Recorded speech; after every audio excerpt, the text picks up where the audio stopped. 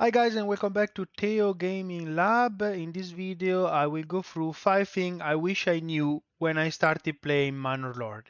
Before we start, if you enjoy my content, please like and subscribe for more and share if you think those things are useful also for others. Now, let's dig into it.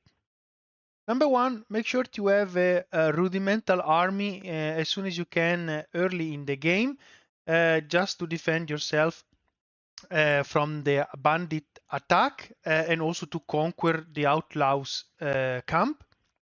It's not needed a very huge army. It's enough, for example, a troop, militia, sometimes not even full of, for example, footmen. And you can go with the 5 retinue that you get when you build the manor. That should be enough to cover you for the first attack of the bandits. Of course, for Hildebolt, you need more, or if you want to attack another region, you need much more. But to start the game in a normal level is generally enough. And how do you prepare your militia as soon as you can? Well, you need to start to extract the iron from an iron deposit. It doesn't matter if you have a rich deposit or not. You don't really need to extract all the iron. Generally, there is enough to fill at least a couple of militia. So extract some or everything in case it's not a rich deposit.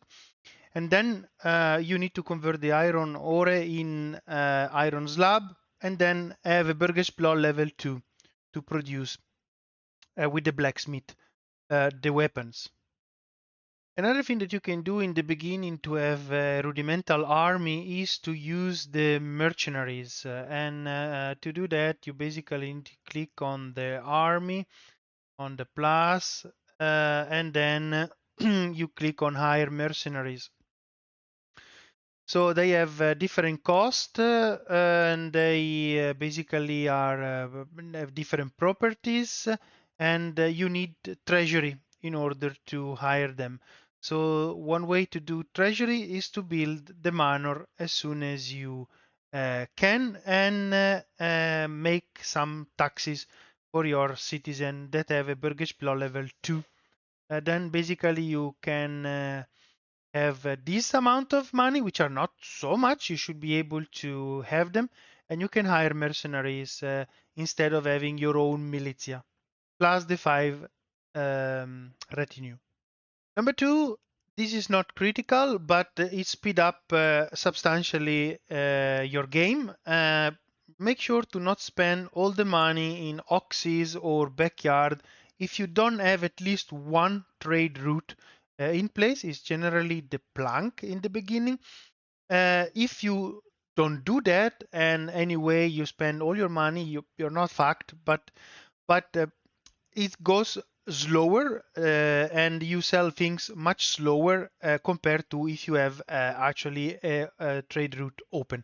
And for that I have a tutorial on the trading post and how to open trading routes. Connected to number two, number three is don't overproduce. Really, I mean, it seems that the more the merrier, but generally it's not like that. You can see here, for example, I have an enormous amount of wool. This does not do anything else that clog your system. The people will be busy to carry the wood all the time, and then you need to build also another storage house when maybe you need only one. So to avoid this, you can turn on and off the building when is needed. So when you start to overproduce like that just shut down the building that produced the wool until the level of the wood doesn't come down to a decent level, then you start again. The other way to overcome this is to export more of this item, or to barter with neighboring region, or to use it to produce other products. Point number 4, do not conquer a new region unless you are prepared for battle. So basically have a full army to face Hildebolt. And also I will have one retinue fully develop militia to just conquer Hildebolt neighboring region. It depends, of course, on the level of the difficulties that you are doing it. For the normal level, for example, you may need a little bit less than the full militia plus retinue, but be prepared for battle. Don't go with 1 or 2 militia because then you will be defeated. And number 5, don't start, and here is a mistake that I do often. I just start a new settlement in a conquer region, no matter which is the period of the year.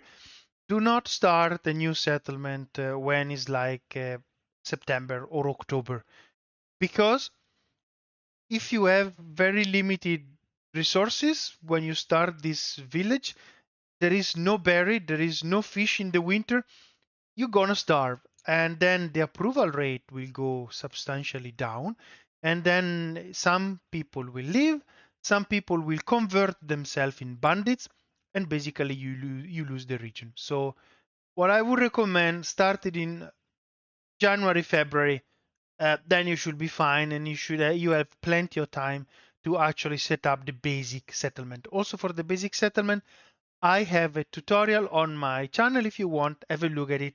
And last thing, bonus tip. Sometimes, every now and then, especially in the beginning, Hildebolt will try to conquer neighboring region. And you know it because a symbol like this will appear. And when it appears in the beginning, is generally not a problem because, as you can see, there are unclaimed region. Now this is an old map, but the point is there are unclaimed region, and Waldbrand, for example, is this one in the middle. So you don't care so much. He will conquer this region and nothing will change for you. However, when you are in the game, and it happened to me once, you need to pay attention on the name of the region because it can be your region, and if you just ignore it and you go until the end, this bar reach the end, well, you lose the region, uh, and basically you lose if you have army in that region, you lose the army. You lose basically the income that come from that region. You lose everything. The only uh, good thing, if you can say that can happen when Hildebolt will conquer one of your region like that, is that the annual royal tax will diminish because that depends on how many land you own. So if you think that this video was useful for you, like and subscribe for more, and share if you think that it can be useful to other people. And with that said, I wish you a great day and I hope you see you soon. Bye guys.